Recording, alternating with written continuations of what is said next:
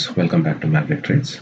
If you are new to the channel, kindly subscribe and do check out my previous videos about the F35 strategy before you watch this video. This will help you to familiarize yourself with the context of what we are about to discuss here. I had received a lot of queries through DM and a few here in the comments. I have tried to answer them as best as possible. Still, if any of you have any more queries or anything that you need help with, you may reach out to me in the comment section below. The live offline deployment share code was already provided in the description of the update 1 video. As you can see, the performance of this strategy has been remarkable. The win rate is close to 60% and the drawdown has been less than 0.6%. Considering the money that you're risking, the returns seems to be fairly decent. All right, so let me go directly to the condition, to the code for the re-entry of the sell. So as you know, the re-entry for naked sells are in set 3, 4, 5 and 6.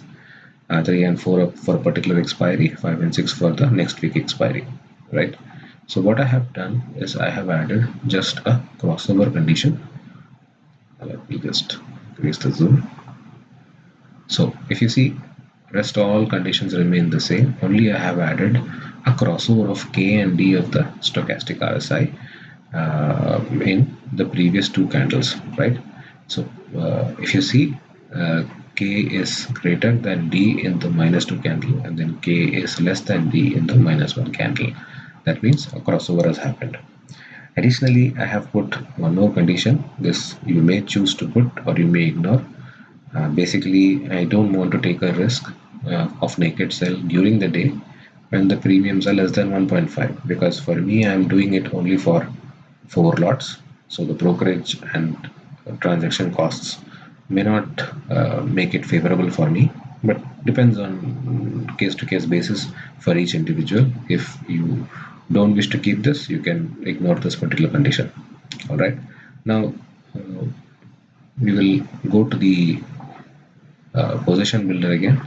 Nothing has changed here. All right, everything remains the same. What I have I incurred a few losses in the previous iterations because I chose higher or greater here in fine strike. I suggest you do not repeat the same mistake that I did. It's best to keep it as any, so that you know the tradetron chooses the correct strike, which is the nearest to the premium that we are that we require to be sold. All right, everything remains the same here. Exit conditions are also same. Set 4 here. Similarly, on the other side, that is K was lesser and K becomes more than in D, and there is a crossover. So we will see this. This is for a bullish trade. That means we have the naked PE entry here, right? Again, position conditions remain the same, right? And both set 3 and 4 have same expiry, right? Now 5 exited, and before that I'll show exit. This also remains same. Set 5 here again, similar to 3. The crossover is for the naked CE sell. It is for a bearish setup. Same, no change in conditions, no change in exit. Set number 6. Similarly, just like set number 4. Now, before I explain to you what the crossover, why I have put the crossover, I'll just briefly go over the universal exit. So I have just want to show you what sort of trailing I have set up. So I have exits for the strategy primed for different conditions, okay, when it reaches different values. For example, if without triggering any trailing SL, if it reaches 10k, the strategy will exit. If, however, the losses amount to more than 2.5 multiplied by 2, because I'm running a 2 multiplier, so I'll have to multiply this figure by 2, that is minus 5k, it exits. Then if the strategy reaches 6k profit, then it will trail the profits by 1000 rupees. The other condition that I have added is if the profits reach 5000, then it will at least take 3500 rupees exit, right? So this is the universal exit that I have put. Now let us uh, understand a little bit more about why this conditions have been kept for stochastic RSI. Now this is the chart that I have already kept to explain, for example, why we should keep these conditions, stochastic RSI conditions. Now if you look at, this is on a Friday, looking at the bearish trend, let us assume that we are now carrying a naked CE sell. Alright, next day during the range expansion here, downwards range expansion, this is the first candle, and if we don't keep any conditions for the re-entry, it would take somewhere here, right?